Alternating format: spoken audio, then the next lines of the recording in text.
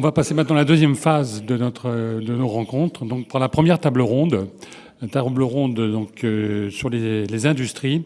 Et donc, j'appelle Stéphane Parisot, Michel Lutz et Joël Lepape. Et puis, donc, pour l'animation, donc, j'appelle Georges Abolin, un petit jeune plein d'avenir qui va animer cette table ronde. Bonjour à tous, merci d'être là et bienvenue donc, sur cette première table ronde. On va parler de l'IA dans les industries. Donc, je serai l'animateur de cette table ronde et je me présente, je suis Georges Abolin, je suis centralien de Lyon et je suis aussi cofondateur de la start-up Freya. On utilise l'IA pour améliorer la gestion du tri des déchets. Aujourd'hui, je suis donc en compagnie de 3 invités. Donc, premièrement, Joël Lepape de Sanofi, Michel Lutz de Total Energy et Stéphane Parisot de Volvo. Merci infiniment d'être avec nous dans cette table ronde. Et donc l'objectif aujourd'hui, ça va être de présenter, de recueillir vos témoignages, des exemples concrets autour de l'implémentation dans l'IA dans vos métiers. Et donc voilà, partager vos réussites, vos freins et les impacts de l'IA et puis votre vision dans les années à venir. Je vais vous poser donc une première question à chacun. L'objectif, c'est que chacun se présente et que vous nous présentez brièvement votre métier et aussi peut-être un exemple concret d'une petite application que vous avez eue dernièrement pour que ce soit bien clair pour l'auditoire de vos fonctions au sein de vos groupes. Donc bonjour à tous et merci justement Georges pour cette introduction. Donc je suis Joël Lepape, centralien 2012, expert IA et méthode pour le département du signal de la pharmacovigilance. Donc pharmacovigilance, l'étude justement des effets des effets bénéfiques ou indésirables qui peuvent survenir lors de la prise de médicaments. Et donc, en quoi consiste la détection du signal plus spécifiquement ? En fait, ça va être de détecter une association causale qui était préalablement inconnue entre la prise d'un médicament et la survenue justement de cet événement, souvent indésirable, mais pas forcément. Et donc, on a en fait 2 types d'analyses dans le signal. On va avoir ce qu'on appelle l'analyse qualitative et l'analyse quantitative. L'analyse qualitative, ça va être une analyse d'un petit nombre de cas, souvent les cas les plus compliqués ou alors pour les médicaments récemment commercialisés, ou ça va être une analyse par des médecins ou des pharmaciens qui vont regarder et regarder les cas au gré de leur expertise. Moi, je suis plutôt sur l'analyse quantitative, c'est-à-dire l'extraction justement de ce signal à partir d'une grande quantité de données. Une grande quantité de données avec l'utilisation justement d'algorithmes. Et pour le coup, c'est amusant, ça rejoint ce que disait Luc Julia sur l'utilisation de l'IA. On va en discuter justement. J'ai toute une palette d'outils à disposition pour faire ces analyses. Et ces outils peuvent venir de méthodes statistiques relativement traditionnelles jusqu'à des méthodes plus avancées. Et donc, parmi les différents rôles que j'occupe, que mon poste implique, ça va être le développement de ces nouvelles méthodes avec une partie innovation, mais également une partie consolidation de méthodes existantes, le développement de prototypes qui mettent en œuvre ces méthodes, l'industrialisation des solutions à plus large échelle, l'accompagnement des équipes au changement, parce que ça aussi c'est important justement sur des méthodes qui peuvent être nouvelles et qui changent les façons de travailler, et une veille technologique. Donc, en termes de compétences, il faut avoir des compétences, donc j'aime bien parler du triptyque statistique, informatique et compréhension du métier, un peu de curiosité aussi, une compréhension d'un nouveau domaine qui a ses spécificités et sa réglementation, et faire preuve de pédagogie.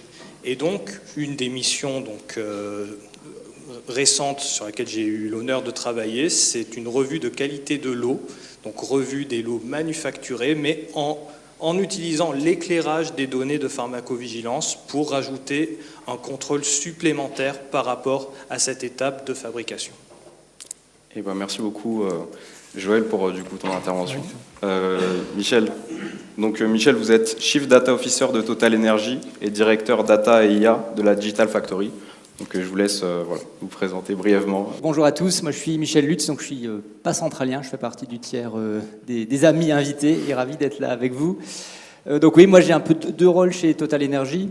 Je suis donc depuis 10 ans Chief Data Officer, donc c'est plutôt en charge de la stratégie générale de transformation de la compagnie autour de tout ce qui est données et intelligence artificielle. Donc ça c'est plutôt un travail sur les grandes orientations technologiques, l'orientation de la compagnie pour tirer le meilleur parti de la donnée et de l'IA, et un rôle opérationnel aussi au sein de la Digital Factory. Donc Digital Factory, ça c'est une filiale qu'on a créée il y a 5 ans, je reviendrai après un peu sur le contexte, mais en gros l'idée c'était de rassembler des spécialistes du numérique pour accélérer le développement du digital dans la compagnie.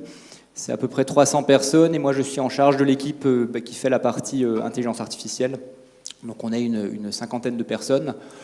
Alors peut-être en termes de projet, pour moi un premier projet dont je suis fier, qui est un peu un méta-projet, c'était la constitution de cette équipe, qui me permet de faire plein de projets maintenant. Et c'est pour illustrer un peu ton propos, mais je pense qu'effectivement c'est important de dire ce que c'est vraiment qu'une équipe qui fait de l'IA dans l'industrie. Donc effectivement le métier est hyper important. Si on donne juste, comme l'expliquait Luc avant, juste des IA sur nos métiers, ça ne marche pas en fait. Il faut de l'expertise métier, il faut de l'ingénierie métier. Il y a la partie scientifique, les modèles, et effectivement, c'est largement pas que de l'IA générative. Donc, nous, au fil du temps, on a trouvé un équilibre entre des gens qui font de l'IA générative, des gens qui font de l'apprentissage statistique, des gens qui font de la recherche opérationnelle. Et finalement, quand on veut être pertinent en milieu industriel, il faut être capable de combiner toutes ces méthodes entre elles. C'est rarement juste un outil qui marche tout seul. Il faut assembler les outils, comme tu le disais avant. Et après, j'insiste aussi sur la partie informatique, parce que souvent dans la partie IA, on pense à la partie science, on fait les modèles. Mais après, quand on veut déployer ces modèles dans des milieux industriels qui vont impacter des prises de décision opérationnelles, il y a beaucoup de compétences informatiques pour l'intégration au système d'information, pour maîtriser tous ces systèmes aussi, parce qu'on le sait, l'IA, ça peut tomber dans des cas critiques où ça ne marche pas bien, et il faut avoir toutes les méthodes informatiques pour superviser ça. Et voilà, donc nous, on a cet équilibre d'équipe, et après on met ça au service de globalement tous les métiers de Total Energy. Donc Total Energy, je pense que l'activité générale est connue, donc une entreprise d'énergie, quand même avec un grand changement. On est connu dans notre activité historique autour du pétrole et du gaz, mais il y a une grosse réorientation stratégique aussi dans l'électricité, le renouvelable, le bas carbone. Et finalement, toute cette panoplie d'activités nous amène énormément de cas d'usage. Alors ça peut être dans le domaine industriel, tout ce qui est efficacité opérationnelle, sécurité des opérations, durabilité des opérations aussi. Avec l'IA, on est capable de dire comment mieux utiliser les équipements pour réduire la consommation énergétique des équipements. Et après, énormément de choses sur la partie électricité renouvelable, parce que finalement, comme dit notre PDG Patrick Pouyanné, l'électron, c'est de la data. Et si on veut optimiser des systèmes de production et distribution d'électricité, ça passe que par de la donnée et de l'algorithmie.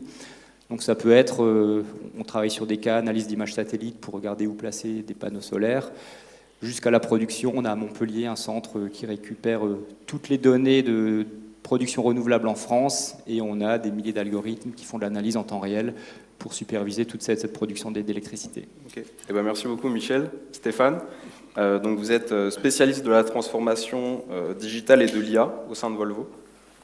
Alors spécialiste, un grand mot. Il faut rester humble sur le sujet de l'IA, parce que c'est pas un sujet qui...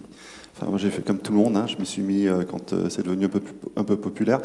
Moi à la base j'étais plutôt destiné à faire de la physique et de la recherche en astronomie. Je suis pas centralien, moi j'étais un peu plus bas, à Normal Sup à Lyon, mais je suis venu ici faire mon service militaire. Et donc je suis super content de revenir sur les traces de mon service militaire. Je faisais de la recherche dans le labo de mécanique des fluides qui est juste derrière. Et donc j'ai des bons souvenirs de ce service militaire dans des conditions assez royales, parce que finalement j'étais un peu étudiant, j'ai passé un 2A ici. En fait, moi je travaille donc dans le groupe Volvo. Le groupe Volvo, alors pas le groupe qui fabrique des voitures, je précise, parce que ça a été vendu il y a bien longtemps, et c'est maintenant un groupe chinois qui possède le groupe Volvo Voitures. Le groupe Volvo, c'est le groupe qui fabrique des camions. On était longtemps mariés un petit peu avec Renault, puisque Renault était actionnaire de ce groupe-là, puisqu'on a récupéré dans le groupe Volvo la branche camion de Renault Truck, qui s'appelait Renault Trucks, Et puis depuis, Renault s'était séparé, donc il n'y a plus de lien d'actionnariat avec le groupe Renault. Et moi, je travaille alors on appelle ça une corporate university chez nous, donc c'est la Volvo Group University. Et notre mission au sein du groupe Volvo, c'est de faire en sorte que l'ensemble de nos collaborateurs maintiennent leurs compétences à jour le mieux possible, parce que quand on sort d'école, on va rapidement avoir des compétences qui vont devenir obsolètes si on ne continue pas de se développer. Et je pense que l'IA, c'est juste un accélérateur de ce phénomène-là. Et par exemple, nos développeurs aujourd'hui, si on ne les accompagne pas un petit peu, on ne développe plus de la même façon aujourd'hui qu'on développait il y a 3 ans. Et il y a tout un tas de métiers nouveaux qui apparaissent dans l'entreprise qui n'existaient pas il y a quelques années. Donc le but, c'est développer des formations. Nous, on développe des formations. Et puis on réfléchit. Alors moi, mon travail particulièrement là-dedans, c'est de se dire comment les nouvelles technologies, ça peut nous aider à développer des formations de façon plus rapide. Ça, c'est un des axes. Et donc, entre autres, comment l'IA, et notamment l'IA générative, dans ce cas-là, qui est capable de produire du contenu, peut nous aider à le faire plus rapidement. Et puis, un deuxième axe, moi, qui m'intéresse, c'est aussi comment on utilise ce genre d'outils pour que nos collaborateurs développent leurs compétences plus rapidement. Donc là, plutôt l'IA au service du développement des compétences dans l'entreprise. Et on reparlera peut-être de certaines initiatives qu'on a là-dessus. Donc vraiment, comment on pense notre architecture, nos systèmes d'information pour apprendre plus rapidement. Alors, moi j'ai eu l'occasion de faire pas mal de choses là, dans ce domaine-là. Pour provoquer un peu la discussion dans l'entreprise, par exemple, j'ai tendance à dire que ChatGPT me connaît mieux que n'importe quel RH du groupe Volvo.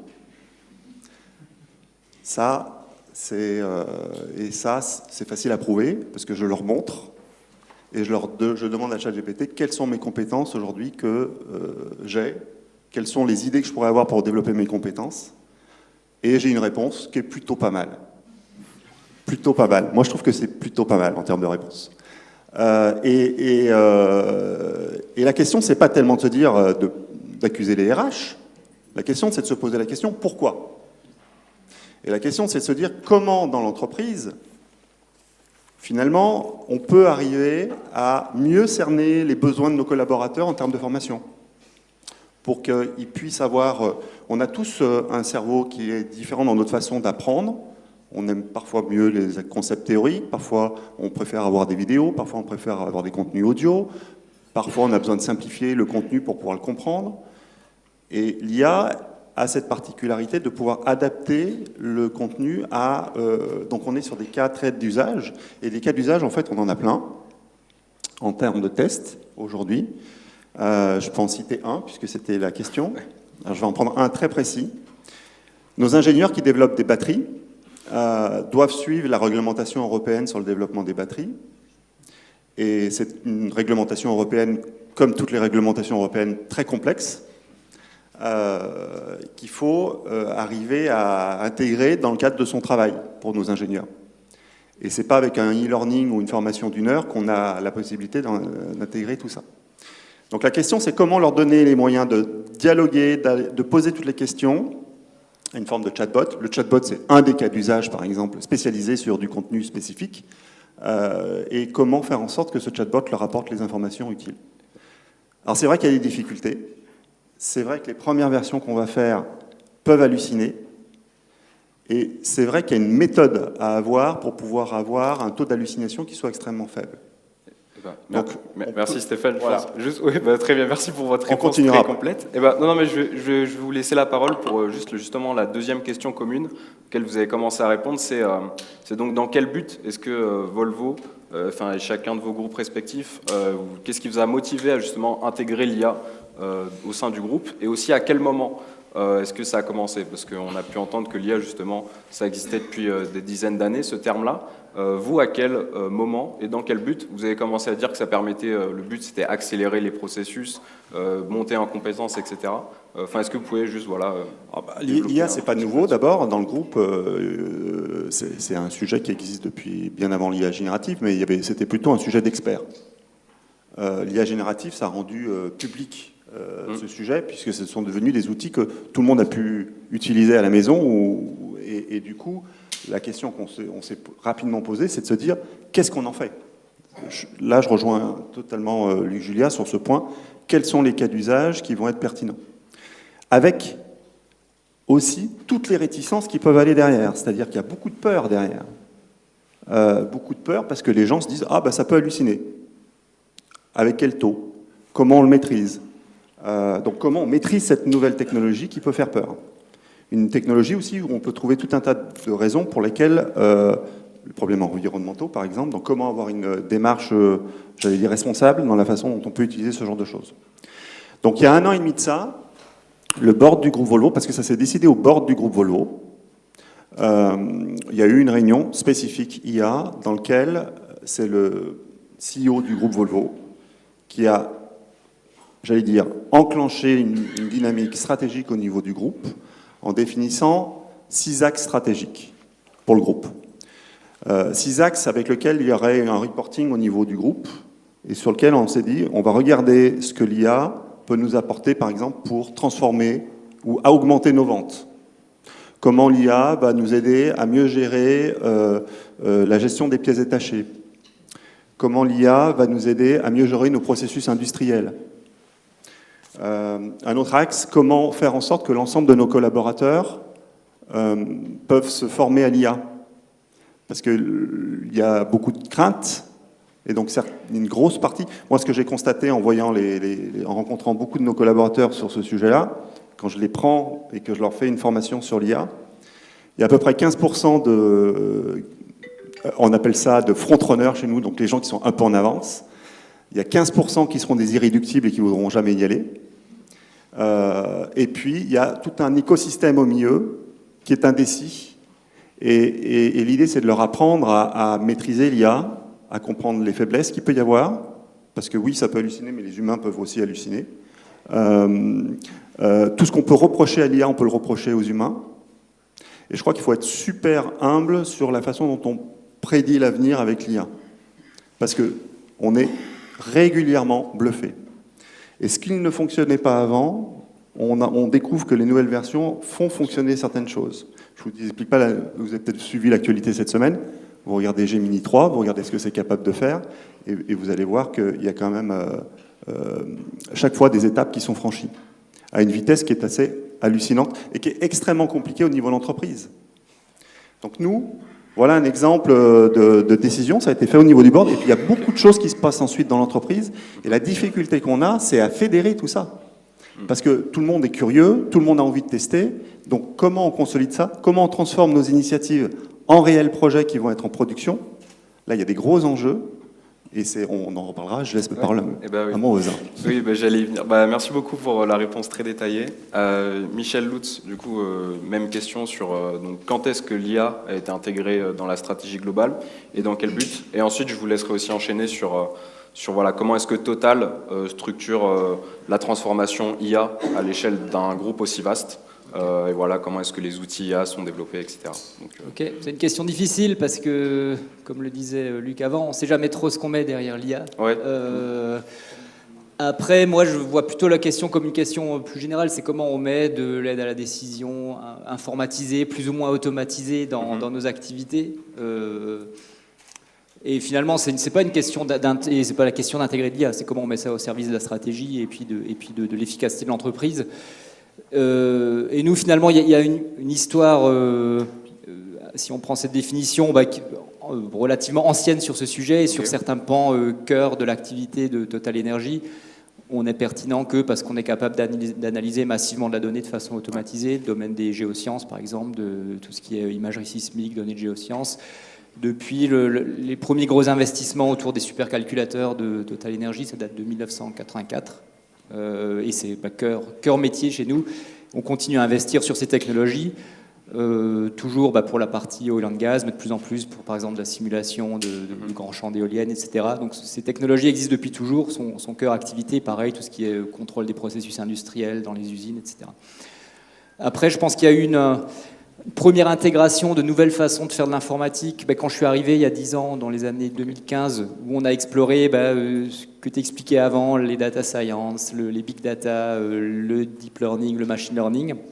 Mais c'était fait de façon un peu très éparse. Tout le monde essayait un peu dans son coin. On sentait qu'il y avait quelque chose à faire, mais on s'est dit que si on veut vraiment l'intégrer à l'échelle, il faut faire autrement. Et c'est là où on a créé cette Digital Factory, où on a vraiment réuni 300 experts du numérique ensemble, où là, ça nous a permis de stabiliser les fondamentaux techniques pour déployer ça à l'échelle. Parce que je le disais avant, il y a une partie scientifique, mais il faut être très bon sur l'exécution informatique. Donc c'est les années où on a structuré nos plateformes, comment on gouverne aussi tous ces systèmes pour ne pas perdre le contrôle de tout ce qu'on met en production.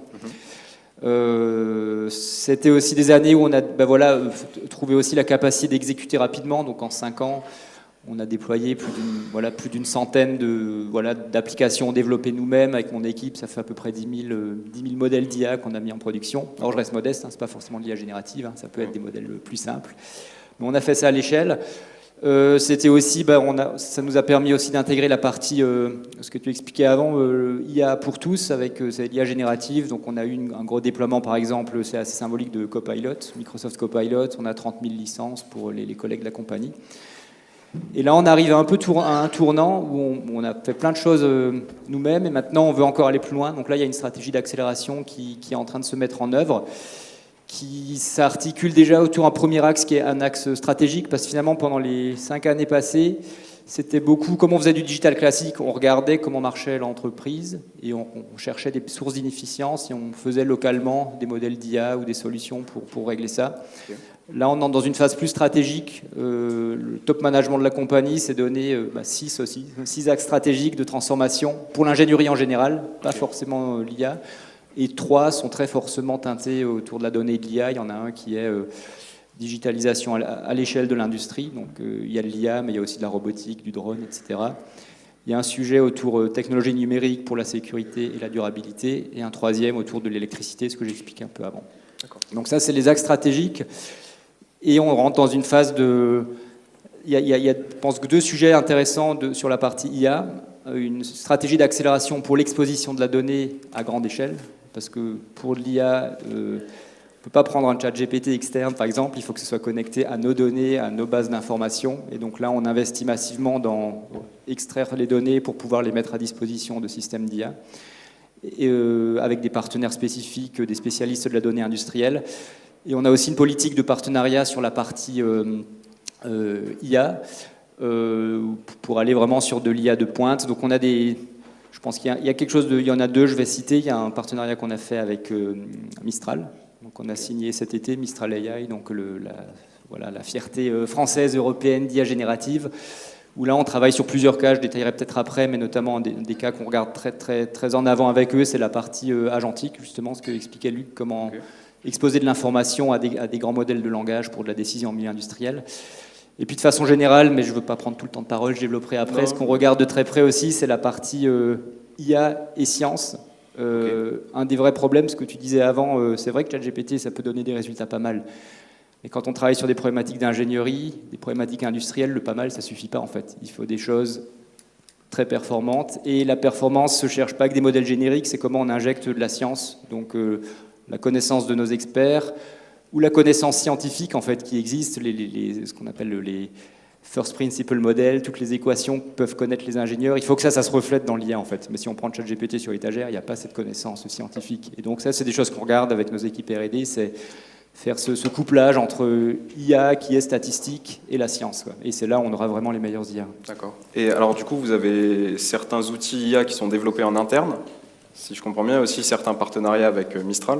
Ouais, c'est exactement ça. En fait, 5 dernières années, on a vraiment boosté notre capacité d'internaliser la connaissance parce qu'on ne peut pas faire des bons partenariats si on n'a pas des gens qui maîtrisent très bien en interne. Et effectivement, donc là, on a cette accélération de partenariat. Donc Mistral, je l'ai cité avant. Donc Mistral, ce qu'on regarde avec eux, c'est IA pour la R&D, ce que j'ai expliqué avant.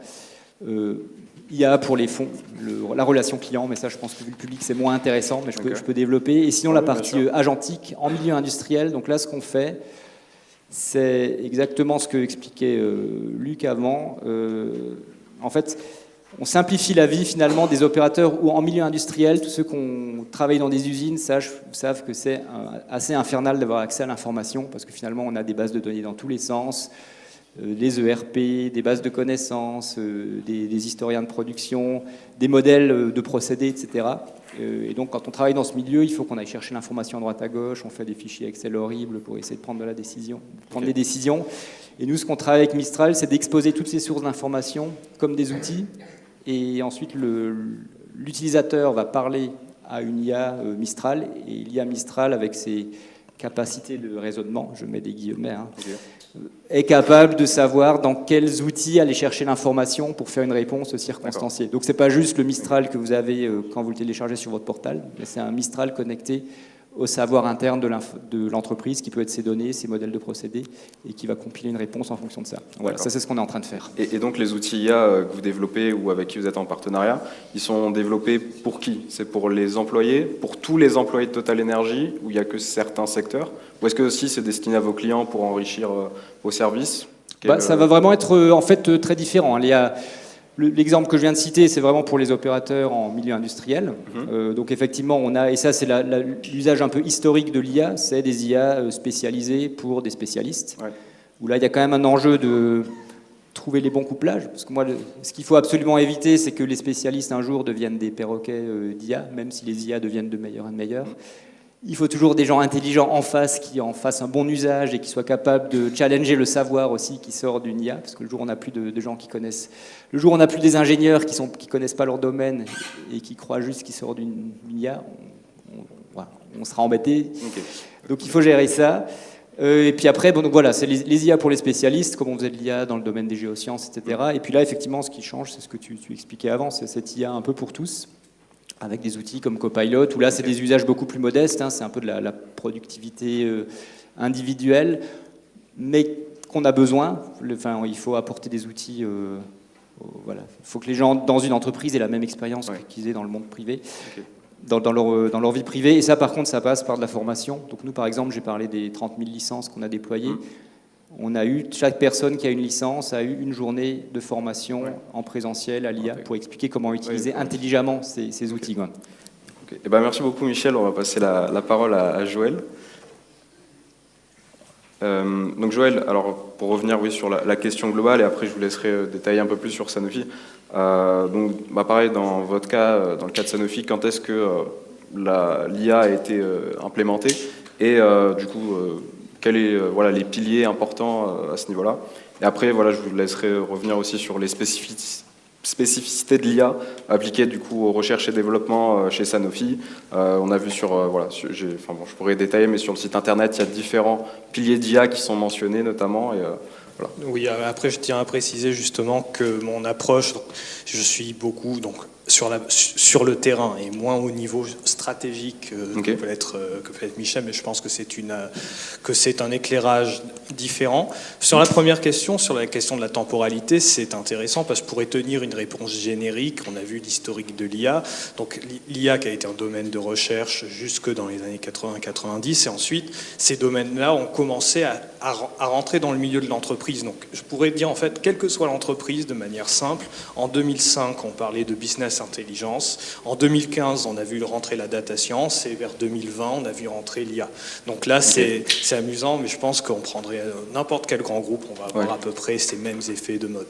Maintenant, de manière plus spécifique chez Sanofi, donc pour dire deux mots sur la stratégie globale, donc notre PDG actuel, Paul Hudson, est arrivé en 2019, qui correspond à peu près justement à ce basculement de 2020, et il a eu pour l'une de ses missions est de mettre l'IA vraiment à tous les étages de la stratégie de Sanofi, et de faire de Sanofi le premier groupe pharmaceutique sur l'utilisation de l'IA. donc plusieurs niveaux, des couches les plus stratégiques aux couches plus opérationnelles, même si avant cette date, il y avait déjà un certain nombre d'initiatives locales, en particulier sur les années 2017-2018, des initiatives sur les agents conversationnels, donc les chatbots. D'ailleurs, ce qui est assez amusant, c'était qu'à l'époque, j'animais des ateliers d'acculturation sur ces chatbots-là, et je disais justement que les chatbots devaient être hyper spécialisés, que je ne pensais pas que 4 ans plus tard, un outil comme ChatGPT existerait. Je pensais que ça n'arriverait que dans 20 ou peut-être 20 ou 30 ans, et je pense quand même que l'un des points importants dans ce domaine, c'est de reconnaître, d'être humble, comme dit Stéphane, et c'est un domaine compliqué, on ne peut pas tout appréhender, donc faire des prédictions sur ce domaine-là est quand même assez compliqué. Alors donc, pour revenir justement à la stratégie de Sanofi, donc d'un point de vue vraiment très visible, l'un des buts affichés de l'utilisation de l'IA, c'est la division par 2 entre du temps de développement d'un médicament ou d'un vaccin, c'est-à-dire entre le temps où la molécule est identifiée et le temps où le médicament va être commercialisé.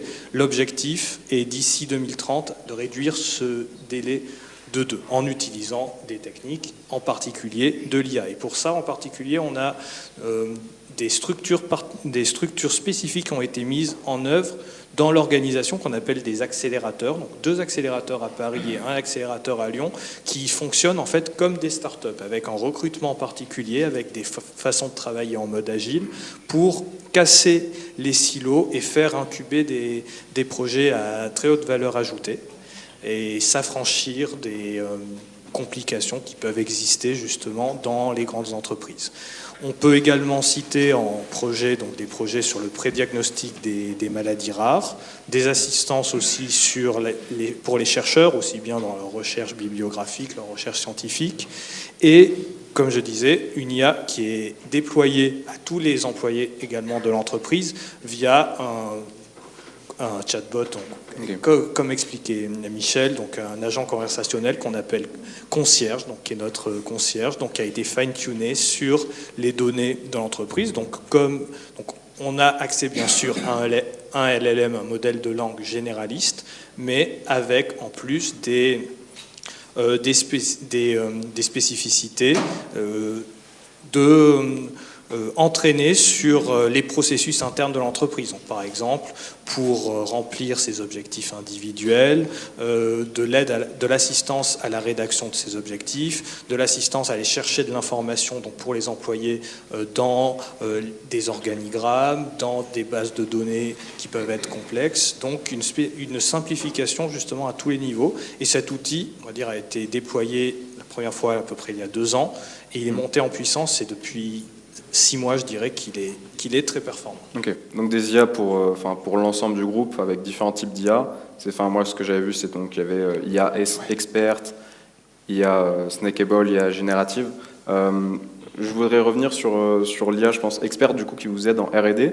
C'est très particulier, alors comme type d'IA, parce que c'est pas du coup une IA générative qu'on peut faire un partenariat avec Mistral ou un autre. C'est du coup vous qui l'avez développé sur les projets, donc je tiens juste à préciser, donc je disais que j'étais en pharmacovigilance. J'ai occupé un poste en R&D pendant 3 ans avant de passer en pharmacovigilance. Mais fondamentalement, mon approche de l'IA est assez alignée sur celle de Luc. C'est-à-dire que, je vais être très honnête avec vous, mais mon but c'est pas de choquer, mais presque. En fait, j'ai presque que je fasse de l'IA ou que je fasse pas de l'IA, en fait, c'est pas la question presque. C'est-à-dire que moi, j'ai des problèmes à résoudre. J'ai des clients qui viennent me voir, qui disent, ben voilà, on a ce sujet-là, on a cette difficulté, qu'est-ce qu'on peut faire? En fait, à la base, je suis ingénieur, donc je résous des problèmes et je vais pas chercher à mettre de l'IA parce qu'il faut mettre de l'IA. Il se trouve en fait que l'IA est un outil de plus qui vient se rajouter. À la base, donc je suis statisticien, donc et il se trouve que depuis quelques années, on a la possibilité de gérer des images, de gérer des vidéos, de gérer du texte, donc de gérer des objets qui jusqu'à présent n'étaient pas vraiment vus comme des objets mathématiques. Et en fait, on a cette possibilité supplémentaire. Et quand on vient me voir, et c'est un cas très, très classique, on vient me voir, on me dit « Ah ben on aimerait bien mettre de l'IA dans notre process ». Je dis, Non, je ne réponds pas à cette demande. Qu'est-ce que vous voulez faire? Quel est votre besoin? Et parfois le besoin, ils disent oui, mais je veux mettre de l'IA. Non, ça c'est pas un besoin. Et ensuite on redéfinit, on fait des ateliers de cadrage et on se rend compte à la fin qu'une petite régression linéaire fera le travail. Mais c'est la réalité du métier. Ensuite, bien sûr, en termes de communication, on peut vendre notre régression linéaire comme de l'IA. Ça après, et je ne vous cache pas que c'est ce que je fais, mais ce qui est amusant, en fait, c'est que parfois, les gens qui veulent mettre le plus d'IA sont des personnes qui sont responsables d'un processus qui est extrêmement manuel et à la limite archaïque. Ils ont des tableaux Excel qu'ils font à la main. Et pour le coup, effectivement, on passe à des méthodes de régression linéaire avec de la régularisation de dimensions. Donc ce sont des méthodes qui sont quand même qui sont très puissantes et qui vont marcher dans 90% des cas. Et on parlait tout à l'heure aussi de l'impact carbone de ces algorithmes-là. On commence toujours par une solution simple qui marche dans 90% des cas. Si on est dans le cas où effectivement on a des données tellement spécifiques que ces algorithmes font face à leurs limites, c'est seulement à ce moment-là qu'on va explorer des outils plus complexes. Mais en fait, j'ai une liste de projets, j'ai une liste de besoins, et je ne vais pas les labelliser. Ça, c'est de l'IA, ça, c'est pas de l'IA. Je suis ingénieur, j'ai un problème, je résous le problème. Et si le problème, c'est faire 1 plus 1, la solution, c'est 1 plus 1 égale 2, ça sera 1 plus 1 égale 2. Et le client sera très content, d'autant plus en pharmacovigilance, par exemple, on est dans un domaine qui est extrêmement réglementé, avec des audits, avec les autorités de santé qui vont regarder le texte à la virgule près, parfois. Donc, il va être extrêmement difficile de mettre en place des solutions d'IA génératives qui sont basées sur une génération stochastique, une génération aléatoire. Donc, si on arrive à maîtriser le processus, et on a des techniques qui permettent de le faire, on ne va pas s'en priver, on est gagnant sur tous les plans, et pour expliquer et accompagner les équipes au changement, c'est quand même beaucoup plus facile de dire, ben voilà, on a un algorithme qui fait ça, qui fait ça, qui fait ça, plutôt qu'une boîte noire qui ne pourra pas être justifiée auprès des autorités. Ok. Eh bien, j'allais venir justement à la réglementation. Une dernière petite question à propos. Justement, il y a une responsabilité médicale. L'IA peut vous aider au R&D. On sait qu'on a tendance à parfois trop déléguer à l'IA et ne pas revoir derrière, bien être sûr du résultat. Est-ce qu'il y a une attention donc particulière qui est mise à justement ne pas avoir de dérive et qui est toujours bien une vérification, une décision humaine après l'IA, notamment au niveau du développement de vaccins, de médicaments, où c'est un sujet qui peut être particulièrement sensible? Après, voilà, c'est un sujet donc effectivement sur lequel je ne peux pas communiquer totalement, mais pour répondre à vos questions, oui. Bien sûr, évidemment qu'on a un processus de validation humaine qui est très établi. Donc, pour revenir aussi justement aux spécificités, donc poser la question sur les spécificités de l'IA, dans un groupe pharmaceutique, je pense qu'il faut se poser la question aussi du public, aussi des personnes avec qui on travaille. Surtout quand on est ingénieur, on travaille avec des biologistes, avec des chercheurs en immunologie, des médecins, des pharmaciens, des techniciens de laboratoire, et en fait des bioinformaticiens, des biostatisticiens. Et chacun va avoir un niveau d'appétence et de maturité par rapport à ces sujets-là différents. Et donc l'une des grandes difficultés, c'est essayer de gérer cette grande différence de connaissance et de perception de l'IA par ces équipes métiers qui peuvent être très diverses. On va en avoir certains qui vont avoir cette croyance en l'IA magique, presque parfois même, j'ai pas envie de réfléchir à mon problème, l'IA va le faire pour moi. D'un autre côté, ceux qui vont être inquiets pour un éventuel remplacement de poste, ceux qui vont être enthousiastes, ceux qui ont l'humilité de dire qu'ils ne connaissent pas grand-chose. Et donc, en fait, il faut trouver le bon compromis. Et ce qui est assez intéressant, c'est que, justement, autour de 2020, je faisais beaucoup de sessions d'acculturation autour de ces sujets-là. J'avais l'impression que c'était utile. Au bout de quelques temps, en fait, je me suis rendu compte que ça, je ne vais pas dire que ça servait à rien, mais que c'était... En fait, ça a très vite saoulé les gens, parce qu'ils en avaient marre d'entendre toujours le même discours. Voilà, l'IA, c'est formidable, ça va vous permettre de créer de la valeur. Donc, comment on a fait? En fait, on a fait des projets concrets. On a commencé par des preuves de concept, justement, qui peuvent effectivement échouer, qu'on va ensuite recadrer, mais c'est en voyant des applications concrètes et en expliquant aux personnes du métier que l'IA, c'est de la science, c'est des maths, c'est des stats, et qu'il faut aller au-delà de la manière dont les communicants nous vendent le concept.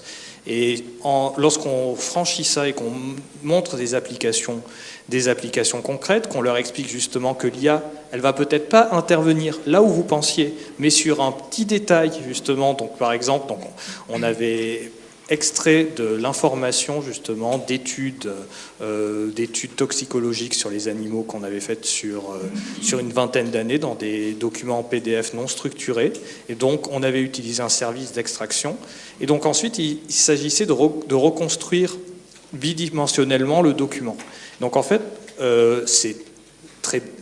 c'est relativement simple d'un point de vue informatique, puis c'était de la géométrie sur un fichier JSON. Le problème, c'est que les abscisses et les ordonnées des différents éléments de l'image, du texte, étaient identifiés par l'outil, mais on ne savait pas, n'était pas exactement égal, parce qu'on avait beaucoup de chiffres après la virgule, on n'avait pas eu une exactitude. Et en fait, justement, j'ai utilisé un algorithme de clustering sur les abscisses et sur les ordonnées pour regrouper justement ces points en zones différenciées de l'espace pour reconstruire le document. Et en fait, c'est vrai que l'IA, on l'attendait plutôt sur le fait, l'IA va comprendre la structure du document. Non, on ne va pas aller jusque-là, mais l'IA va m'aider à structurer, à identifier les parties que je vais ensuite reconstruire par un raisonnement logique et rigoureux. Merci beaucoup pour ces éclaircissements. Je voudrais repasser la parole à Stéphane alors potentiellement pour compléter quelques informations sur les initiatives de Meet.AI chez Volvo, et aussi donc vous avez pu développer un petit peu ce qui était fait, mais voilà, comment se passait donc le déploiement de l'IA au sein du groupe. Est-ce que donc vous faites des tests peut-être d'abord à petite échelle, puis un déploiement global aussi sur comment se passe comment est-ce que les gens acceptent et intègrent vraiment de leur façon de travailler l'IA, voilà, quels sont les retours, parce que on a pu entendre que voilà, l'IA parfois s'est mis en place, mais c'est pas accepté, utilisé, et puis il n'y a pas forcément d'effet. Donc voilà, est-ce que vous pouvez détailler un petit peu en quelques minutes, et après on passera sur une question commune sur la gestion des données. Donc comment est-ce que les données sont gérées? Je trouve qu'il y a beaucoup de similitudes avec ce que vous avez dit dans ce qu'on peut retrouver sur le groupe Volvo. Dans les outils qu'on déploie au sein de l'entreprise pour l'utiliser, nous aussi on a Copilot, puisqu'on est une boîte Microsoft, mais on n'a pas la chance d'en avoir autant de licences. Donc du coup ça crée des frustrations. Donc, ça c'est le premier point. Les gens qui n'ont pas Copilot, alors la version payante de Copilot, parce que ça coûte assez cher quand même, ça coûte $30 à peu près par utilisateur. Donc quand on multiplie ça à l'échelle d'un groupe de 100 000 personnes, ça fait une facture, et les gens voient d'abord le coût avant de voir le ROI, et c'est pas d'ailleurs évident parce que certains l'utilisent, d'autres ne l'utilisent pas. Donc nous on a développé un autre outil pour j'allais dire avoir une alternative interne pour pouvoir sécuriser, parce que ces outils-là c'est pareil, quand on utilise ChatGPT au départ on dit non. Parce que quand on lit les règles, ChatGPT peut utiliser les données pour ce qu'ils veulent. Donc, en tout cas dans la version qui est grand public. Donc les entreprises, elles n'aiment pas trop que les données sortent sans contrôle. Donc il y a une grosse inquiétude avec ces outils qui foisonnent pour savoir comment on va les utiliser en toute sécurité dans une entreprise. Et ça, ça crée une complexité qu'on n'avait pas l'habitude de rencontrer dans les entreprises, parce que jusqu'à présent, on travaillait avec, on va dire, la suite Microsoft, on va dire ça pour simplifier un petit peu, et puis tout le monde était content. Les gens qui devaient faire des petits développements, ils faisaient leurs petites macros sous Excel, Et puis ensuite, on a commencé à développer, Microsoft a commencé à développer des suites plus évoluées avec notamment des capacités de pouvoir développer des petites applications avec du no-code ou du low-code. On a lancé ce qu'on appelle un phénomène qui s'appelle Citizen Development, qui permet à tout le monde de développer des applications.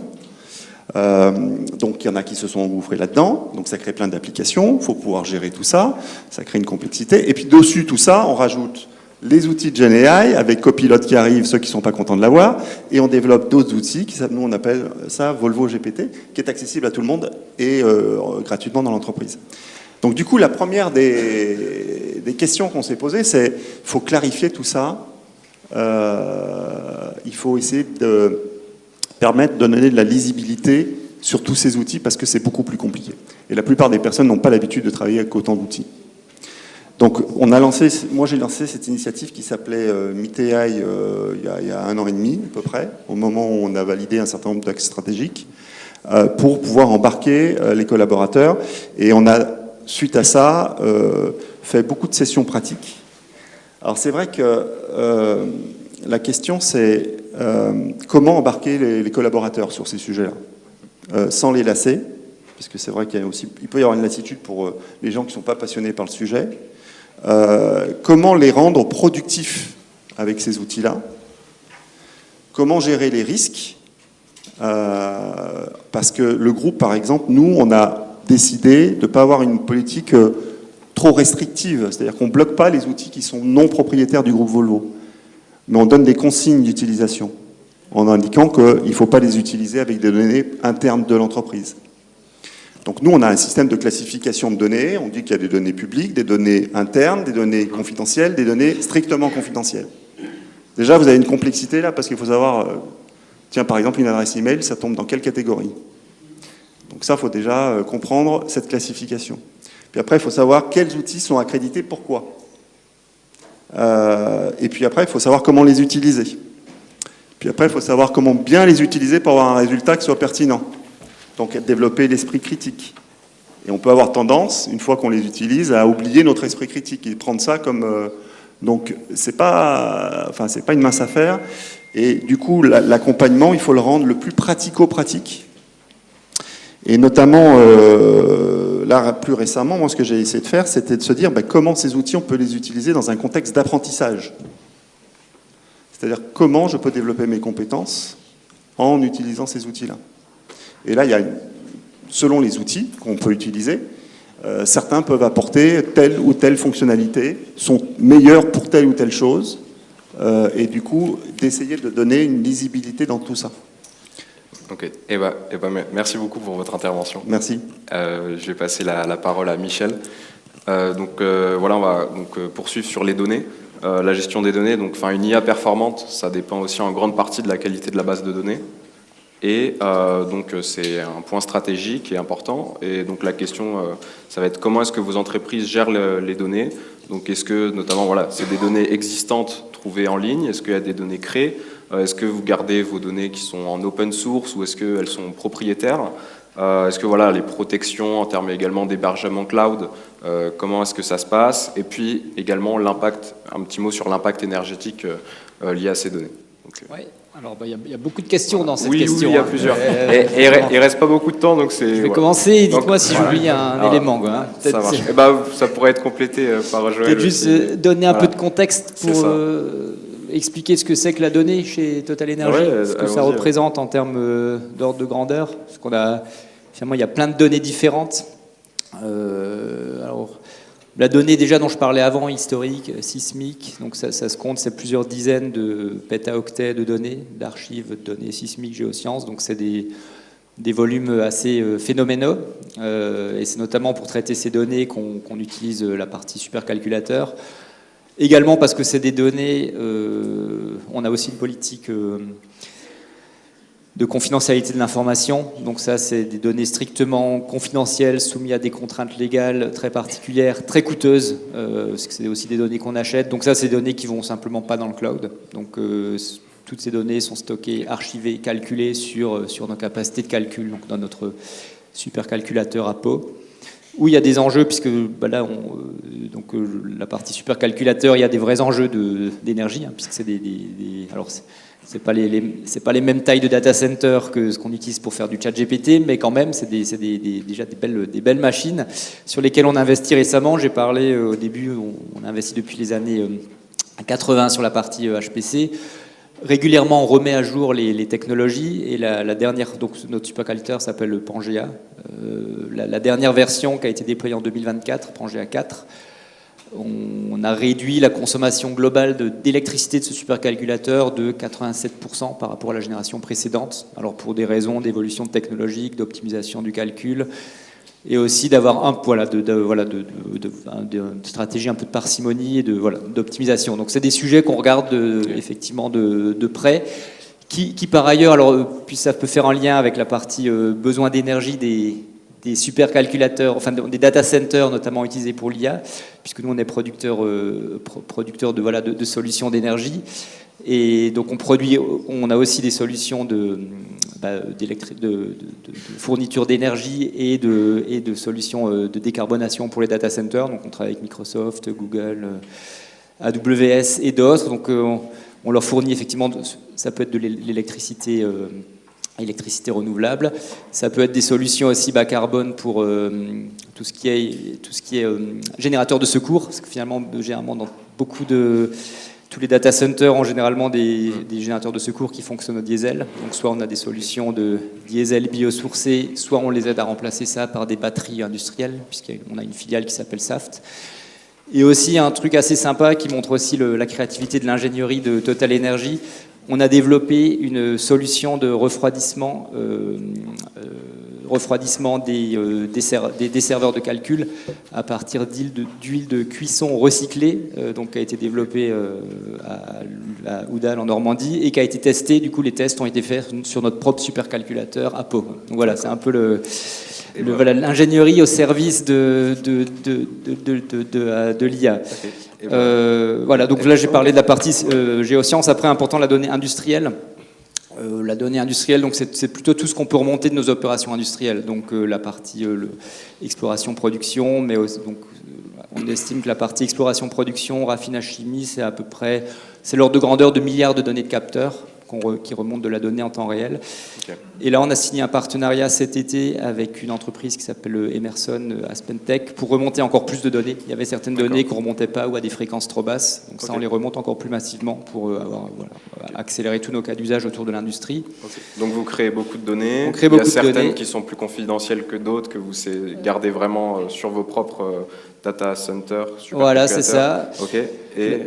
Et aussi, vous essayez de faire du coup de diminuer au maximum l'impact énergétique avec... Absolument. Et donc les gros chantiers d'exposition de la donnée, il y a la partie industrielle. Et on a un programme aussi qui existe depuis 2 ans avec AWS autour de l'exposition de la donnée, tout ce qui est la chaîne de valeur d'électricité. Puisque là, il y a un gros enjeu, je le disais un peu au début, sur la partie électricité, il faut être capable de réconcilier, d'avoir une vue globale sur plein de problématiques. Estimer la demande, estimer nos capacités de production, optimiser à chaque instant en fonction des informations et de la météo, qu'est-ce qu'il vaut mieux mettre sur la grid, qu'est-ce qu'il vaut mieux stocker, etc. Okay. Donc pour tout ça, il faut avoir une vue globale de toute la donnée sur toute la chaîne de valeur. Donc on a un programme qui s'appelle le eSpark, qui est vraiment de mettre à disposition en interne de la compagnie, sur tous les métiers qui travaillent sur la chaîne de valeur de l'électricité, okay, de toutes ces données du marché de l'électricité. Okay. La seule dernière question globale, c'était vos perspectives, votre vision future dans vos différents secteurs en termes d'IA. Je pense que ça peut intéresser, il y a différents ingénieurs, étudiants ingénieurs aussi qui peuvent être intéressés. Mais aussi, n'hésitez pas à lever la main, donc si vous avez des questions spécifiques, là, il nous reste une 10-15 de minutes. Donc, à plusieurs niveaux. Premier niveau, moi je suis dans le développement des compétences pour l'instant. Une des réflexions qu'on mène actuellement, c'est de se dire justement quelle doit être l'architecture de demain qu'on doit avoir d'un point de vue solution IT pour que justement nos systèmes d'information puissent garder de la mémoire, comme je vous expliquais tout à l'heure avec ChatGPT, être proactif pour développer des nouveaux services d'apprentissage. On parle d'adaptive learning ou de personnalisation de parcours. Ça, on peut le faire si on connaît bien l'apprenant. Donc, comment on peut capturer ça ? On a des outils aussi qui sont basés sur des LMS dans les entreprises. Vous savez, ce sont des bases de formation. Comment on remplace ces LMS, qui sont des grosses solutions qu'on achète sur étagère, par peut-être des solutions agentiques Est-ce que c'est plus intéressant ou pas? Ça, c'est des questions qu'on est en train de se poser aujourd'hui et de se dire, est-ce que ça fait du sens d'avoir une approche alternative en termes d'architecture IT? Pour quelles raisons? Moi, pour l'instant, c'est qu'au stade de questions. Il faut qu'on creuse pour pouvoir avoir ces informations-là. Après, un autre niveau, au niveau du groupe Volvo, je pense que ce qui est aujourd'hui clé, c'est de comprendre qu'on a plusieurs enjeux. On a un enjeu de décarbonation de notre industrie, donc faire des véhicules qui sont propres. Et ça peut aussi passer par la façon dont on va gérer demain la logistique dans le monde. Aujourd'hui, il faut savoir qu'un camion qu'on vend, bien souvent, il roule à vide ou à moitié. Et du coup, se pose la question de comment on optimise quelque chose qui est extrêmement complexe à gérer, c'est la logistique, pour pouvoir optimiser les trajets. Récemment, là, en juin, on a annoncé le partenariat, alors ça c'est très étonnant, par exemple, entre le groupe Volvo et le groupe Daimler, donc deux boîtes concurrentes qui s'associent pour monter une joint venture, pour réfléchir sur comment développer des applications qui vont piloter nos camions et que le camion devient un vecteur qui va remonter beaucoup de data, beaucoup d'informations. Et on peut imaginer que demain, avec ce genre de choses, on sera capable de mieux anticiper les besoins sur les véhicules en termes de maintenance, mais on pourra aussi anticiper les gestions de flux logistiques. Et du coup, il y aura probablement des enjeux avec des systèmes plus aboutis, plus avancés, avec peut-être de l'IA là-dedans, certainement de l'IA d'ailleurs, sur comment ça va pouvoir se gérer. Voilà quelques exemples. Merci beaucoup. Je déplore assez souvent, en tout cas dans mon observation quotidienne, mais j'ai une raison à ça.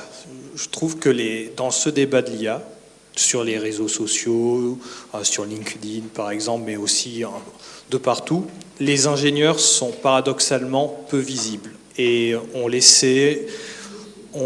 se sont laissés déborder par certains communicants donc, qui sont devenus, en l'espace de 6 mois, 1 an, des experts en IA. Voilà, parce qu'ils ont suivi une formation et ils veulent vendre à prix d'or leur formation sur l'intelligence artificielle et on les voit de partout. Et je déplore en fait qu'on n'entende pas plus les ingénieurs. Après, c'est normal.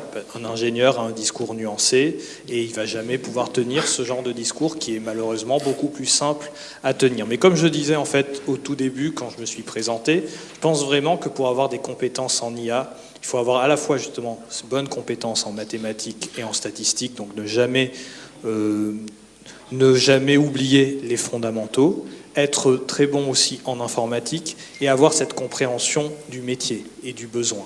Et pour le coup, les ingénieurs, et en particulier les ingénieurs généralistes, sont vraiment très bien placés pour répondre à ces problèmes et s'approprier le sujet. Donc moi, en fait, ce que je demande juste, c'est qu'on entende davantage les ingénieurs sur ce sujet, qu'ils s'expriment et qu'ils rétablissent un petit peu de clarté et d'objectivité dans le débat. Merci.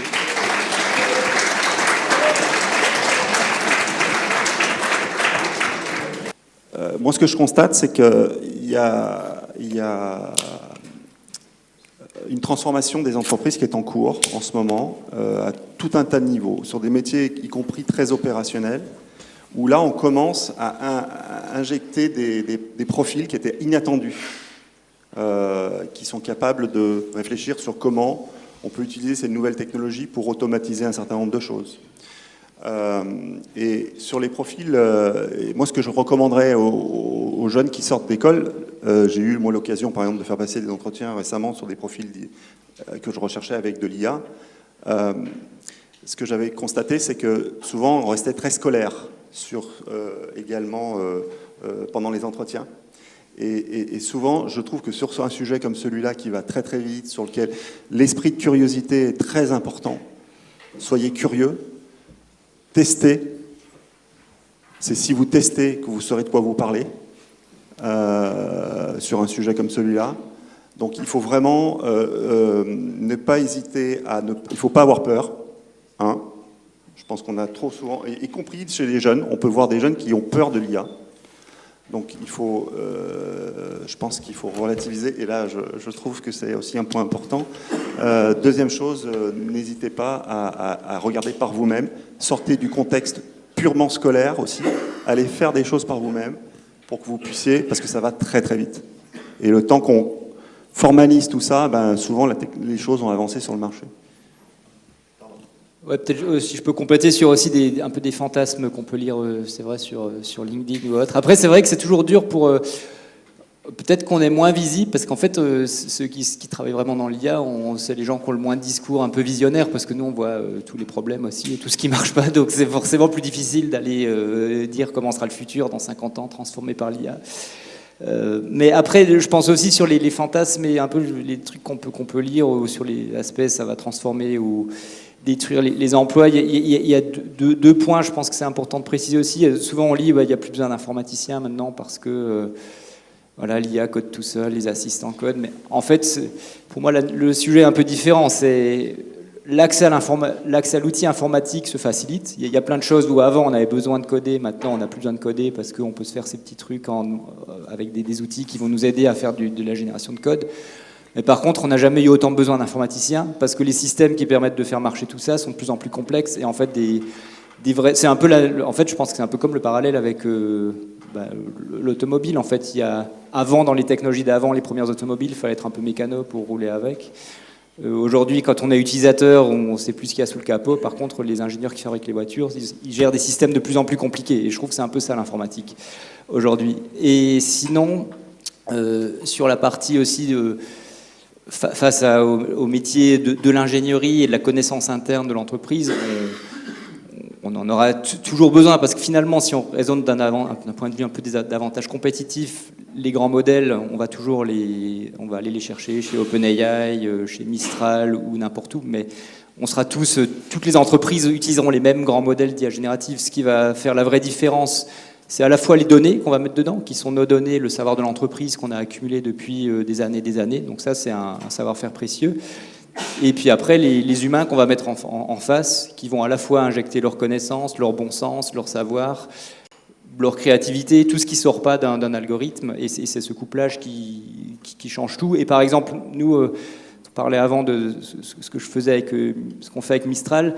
C'est vraiment là où on voit la différence. Mistral, ils sont hyper bons sur l'IA générative. C'est des gens, ils savent faire des grands modèles, ils sont hyper bons en informatique, en statistique appliquée aux grands modèles, et tout ce qu'il fait pour faire des modèles d'IA générative.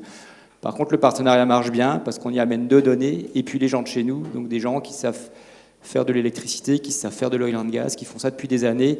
Et il faut trouver en fait cette magie en fait, et c'est comme ça qu'on transforme les organisations.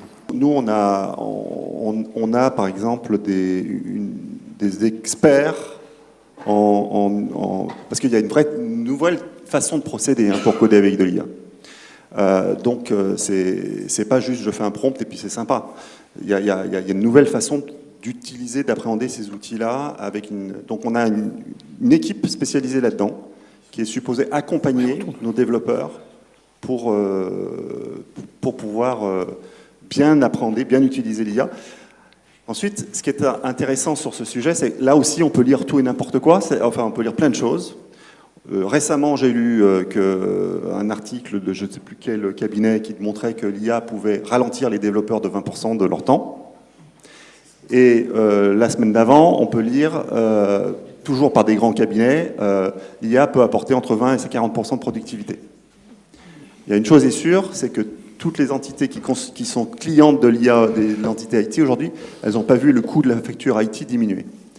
Donc on n'a pas encore vu la productivité que l'IA peut apporter dans quelque chose de clairement tangible aujourd'hui. Mais clairement, on voit petit à petit des méthodes, en tout cas de façon de procéder, qui sont en train d'évoluer au niveau des codeurs. Voilà. On utilise, nous, GitHub Copilot, par exemple, dans notre entreprise, voilà, comme étant la référence à utiliser. Le budget là tout de suite, il est en train d'être validé, je ne peux pas le dire. Mais par contre, je peux quand même répondre sur la partie valeur, parce que c'est vrai, il ne faut pas oublier qu'on fait ça. Par Total Energy, on est une société de. Voilà, il y a des ingénieurs, des scientifiques, mais on n'est pas à but non lucratif. Et effectivement, si on investit dans ces technologies, c'est pour générer de la valeur. Donc moi, je pense que c'est pas mal de raconter l'histoire, comment s'est lancée la Digital Factory. Finalement, c'était des gros moyens. Enfin, vous pouvez faire le calcul, il y a des locaux, 300 personnes. Après, c'est surtout ça qui coûte dans l'ingénierie. Après, il y a un peu de licence et tout, mais on peut imaginer un peu l'investissement.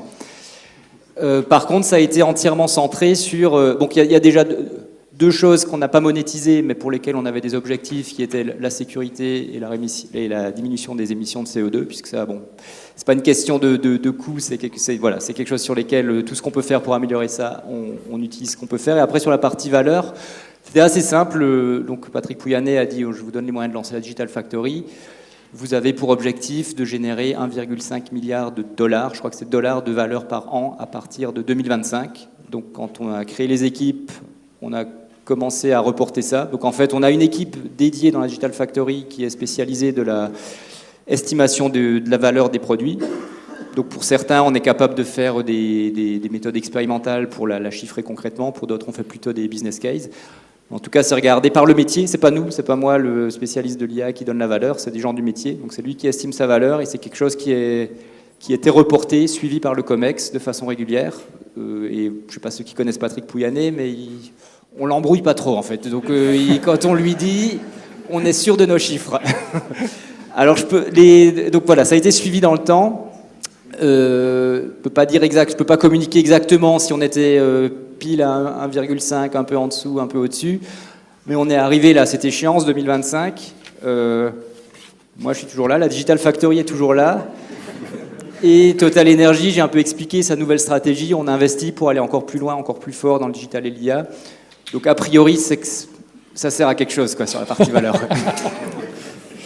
Et pour ajouter sur la valeur très rapidement, donc c'est pareil, j'ai pas le droit de communiquer des chiffres exacts et je suis pas non plus, je suis pas en position non plus de tout maîtriser, mais à mon échelle, au niveau des applications qu'on a pu développer, on mesure surtout la valeur en termes de gains de ressources et de temps, et on va dire que sur les applications qu'on a pu mettre en production, en fonction, bien sûr, des cas d'usage, on est entre des gains entre 50 et entre 50%, qui peuvent monter jusqu'à 90 à 95%.